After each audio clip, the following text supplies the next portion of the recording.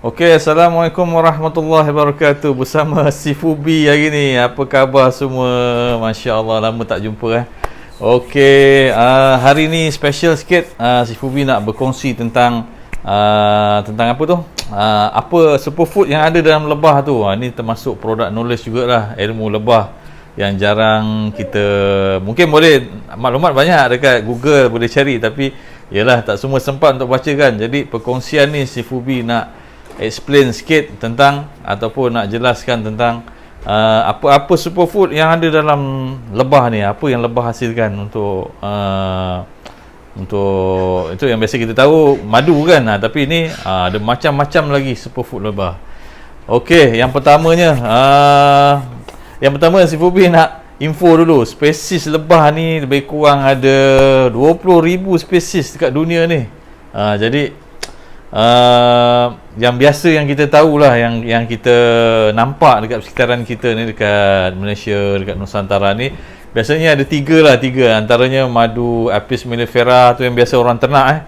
Mellifera ni yang paling suka digunakan oleh penternak untuk menghasilkan madu, sebab dia punya penghasilan dia tinggi lah, penghasilan madu. Yang kedua adalah Apis cerana. Apis cerana tu madu kampung orang kata, lebah yang kecil-kecil tu. Kalau kita tengok kebun kita banyak lebah yang kecil-kecil tu, tu dia panggil Apis cerana. Yang ketiga adalah Apis dorsata. Dorsata ni killer bees, tu yang dekat hutan, dia panggil madu tualang hutan. Okey, tu antara tiga yang selain tu banyaklah, ada yang kelulut, yang ada trigona, ada macam-macam kan dia punya jenis kan. Tapi si Fubi nak fokus supaya korang tak berapa pening sangat. So ada tiga jenis lebah yang utama lah, yang biasa kita dapatkan madu daripada lebah-lebah ni. Okey, kita kembali kepada topik tadi, iaitu apa superfood yang dihasilkan oleh lebah ni. Okey, yang pertama yang kita sedia maklum, memang yang paling utama adalah madu lebah lah. Madu lebah kan, siapa yang tak tahu kan madu lebah. Cuma orang nak tahu ni betul ke daripada lebah. Itu je dia punya key dia. Jadi bagaimana lebah menghasilkan madu lebah? Mungkin sebelum ni si Fubi ada info juga macam mana lebah tu madu ni dihasilkan daripada lebah tu hisap ke nektar kan, nektar ataupun manisan dalam bunga tu, nektar. Dia hisap dan dia akan masukkan ke perut dia. Ke perut lebah tu dah ada kantung ataupun ada dia panggil ni lah, apa tu, honey sac, SAC, honey sac dalam perut lebah tu. Dia masukkan, jadi enzim dia tu akan menukarkan nektar tadi menjadi madu. Macam mana proses tu? Proses tu akan lebah tu sebelum dia store dekat dia punya heksagon sarang tu, dia akan transfer dulu dekat kawan-kawan dia 5 hingga 7 ekor, barulah dia akan store kan dekat sarang lebah. Sarang lebah ni special dia tahu kan, dia tahu bila masanya madu tu dah selesai menjadi madu daripada nektar tu. Selagi belum dia menukarkan dia punya, dengan enzim dia menukarkan nektar tu menjadi madu, dia akan pas kat kawan dia supaya cukupkan dia punya tempoh masa ataupun tindak balas tu. Okey, yang kedua, so kita speed sikit So yang kedua, apa yang dihasilkan oleh lebah selain daripada madu adalah, yang kedua adalah bee pollen. Bee pollen ataupun pollen. Pollen tu adalah nama lain bagi debunga lah. Lebah nak isap madu, jadi tubuh lebah tu berbulu-bulu. Jadi pollen-pollen tu akan melekat dekat badan dia, dan terutama dekat kaki dia, sebab kaki dia tu dia panggil pollen bag dekat dia punya peha dia. Dekat peha dia tu ada pollen bag, akan berkumpul kat situ.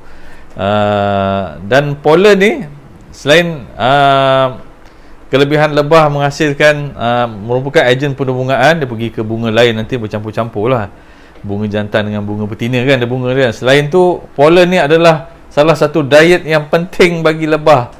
Lebah perlukan, selain pada madu, dia perlukan pollen. Jadi dekat sarang lebah, kalau Apis dorsata, lebah yang tualang orang panggil kan, dekat pokok yang besar tu, jadi dekat sarang tu ada bahagian madu, bahagian pollen dan bahagian anak ada. Jadi tengah-tengah tu pollen, dan semua tu adalah makanan lebah untuk dia makan. Dan diet dia tu lah lebah menggunakan Sebab dia nak menghasilkan satu lagi produk superfood yang special.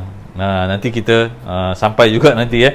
So selain bee pollen, okey, yang ketiga, tadi yang pertama madu, yang kedua adalah bee pollen. Semuanya superfood antara makanan nutrisi yang paling tinggi yang dihasilkan oleh lebah kepada untuk diambil oleh manusia sebagai penawar ataupun suplemen. So yang ketiga, kalau pernah dengar namanya bee pollen lagi pula, ni propolis. Propolis ni dia macam sistem imun bagi lebah. Macam mana? Propolis ni dihasilkan daripada resin ataupun getah-getah pokok, ataupun di pucuk-pucuk tu akan keluar getah-getah, dan lebah akan mengambil dia punya resin tu, dia akan campur dengan alio dia. Bila campur dengan alio dia, dia akan tampalkan dekat dia punya sarang-sarang ataupun dekat dia punya dahan tu sebagai gam. Kegunaan dia apa? Propolis ni anti bakteria natural yang dihasilkan oleh lebah. Sampaikan ada satu penyelidikan mengatakan sarang lebah ni antara tempat yang paling steril kat dunia. Special kan? Sebab apa? Sebab kandungan propolis tu. Jadi kita boleh ekstrak juga propolis ni daripada getah-getah yang bercampur alio lebah dengan getah tadi. Dia boleh ekstrakkan dan kita boleh campurkan dekat makanan ataupun sebagai untuk nak kuatkan kita punya antibody, dan banyak kajian tentang kelebihan dia sebagai anti kanser juga. Jadi kita boleh amalkan propolis. Tu antara superfood. Yang keberapa? Yang ketiga kan, madu, bee pollen, propolis. So yang keempat, banyaklah lagi produk-produk sampingan lebah ni. Dia merupakan superfood juga. Antaranya bee venom ataupun bisa lebah. Dekat lebah tentu ada bisa kan, sebab lebah dia sengat menggunakan dia punya bisa tu untuk sengat apa-apa yang mengganggu dia. Jadi ada kajian menggunakan bisa lebah sebagai pengubatan untuk arthritis, untuk orang yang reput tulang ataupun yang ada masalah sakit sendi, terutama untuk orang yang dah berumur kan. Jadi nak tahu harga dia berapa? Harga dia lebih kurang dalam 40,000 hingga 100,000 1 kilo. Bisa lebah tu. Tapi dia lah memang special sikit kan. Nak dapatkan bisa lebah tu bukan senang, dia cuma sikit je. Sebab bisa lebah ni bila dia terkena dekat udara, dia akan jadi mengeras. Jadi ada teknik tertentu ataupun ada tools tertentu yang digunakan untuk macam mana dia nak ekstrak bisa lebah tu. Sebab lebah hanya sengat sekali dia akan mati kan. Tapi dengan teknik ni lebah tu tak akan mati. Dia macam kenakan disediakan satu tempat, lebah tu akan dikenakan dengan satu macam elektrik, kejutan elektrik. Dia ingat macam ada gangguan kat dia, dan dia akan sengat dekat plate tu. Bila dia sengat, dapatlah cair dia, bee venom ataupun bisa lebah. Tu dia merupakan antara superfood lebah juga. Selain daripada tu dia ada pupa lebah. Pupa lebah ni digunakan terutamanya dekat sensor lah, dekat tabib-tabib perubatan Cina, TCM. Dia menggunakan pupa lebah ni untuk penyakit asma dan untuk kesuburan. Dia makan macam tu je lah. Si Fubi pun tak boleh nak telan juga macam tu kan. Tapi kalau orang kampung, dia ada satu resepi, dia dengan sarang tu, dengan anak lebah tu, dia bakar macam bakar ikan.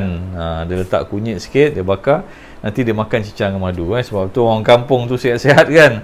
So kalau kena lebah 1-2 ekor tu memang tak ada hal lah, insyaAllah. Okey, yang terakhir tadi dah berapa dah 6 kan.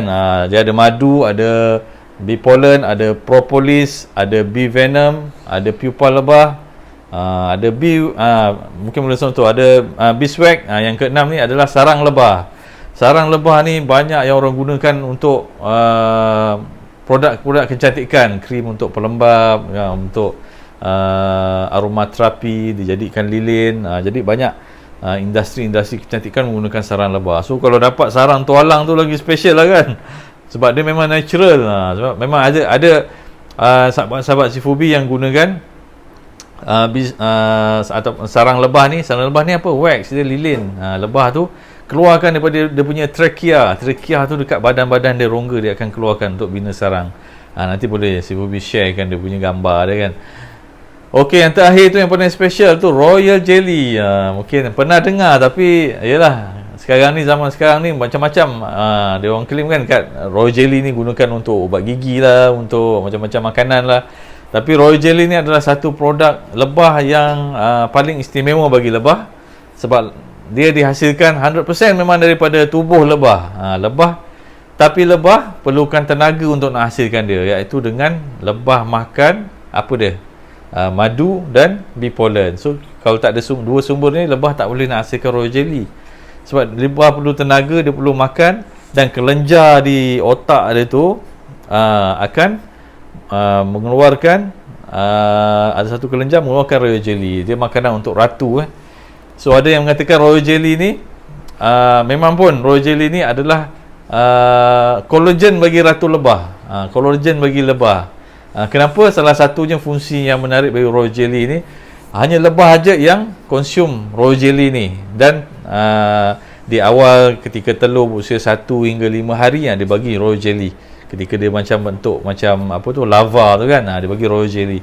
Sebab tu dah tak bagilah Royal Jelly. Tapi ratu lebah dibagi sepanjang hidup dia akan diberi dengan Royal Jelly. Jadi pekerja-pekerja tu semua akan keluarkan Royal Jelly untuk si ratu lebah. Hasilnya apa? So special hasilnya. Hasilnya dengan ratu lebah memakan hanya Royal Jelly sahaja. Kalau lebah biasa tu, koloni dia yang lain tu, boleh hidup selama lebih kurang 16 minggu, 3 hingga 4 bulan. Tapi ratu lebah boleh hidup sehingga 3 hingga 4 tahun. Bayangkan berapa puluh kali ganda dia punya usia dia. Sebab dia makan Royal Jelly je. Sebab Royal Jelly ni adalah seolah dia macam stem cell lah bagi ini. Berapa generasi yang hilang pun ratu lebah tetap ada lagi. Dan dari segi situ mungkin dengan kita amalkan Royal Jelly ni dengan madu, insya-Allah kita pun boleh dapat juga manfaat ni macam apa ratu lebah ni kan, insya-Allah kan. Jadi tu antara si Fubi nak berkongsi tentang superfood yang dihasilkan oleh lebah. So banyak khasiat lebah ni bukan untuk manusia je, tapi untuk alam sekitar, tumbuh-tumbuhan. Dia merupakan antara kitaran kalau belajar sains kan, dia antara kitaran yang terawal tu. Kitaran piramid tu antara yang terawal dia dekat tumbuhan, dia menghasilkan tumbuhan. So banyak sekarang ni pun dah banyak tentang pendedahan ataupun kempen untuk kesedaran kepada orang ramai supaya jangan risau dengan lebah, jangan takut dengan lebah. Lebah ni sahabat manusia. Selain hasilkan madu, dia pun boleh memperbanyakkan tuaian bagi tumbuh-tumbuhan, bagi tanaman-tanaman mereka. Jadi itu insya-Allah. So sebab kita tak nak panjang sangat, nanti isu kita akan berkongsi kepada topik yang lain pula. InsyaAllah semoga bermanfaat. Semoga kalau ada tak berapa jelas tu, InsyaAllah boleh tanya pada Sifu semula. InsyaAllah. Okey, Assalamualaikum.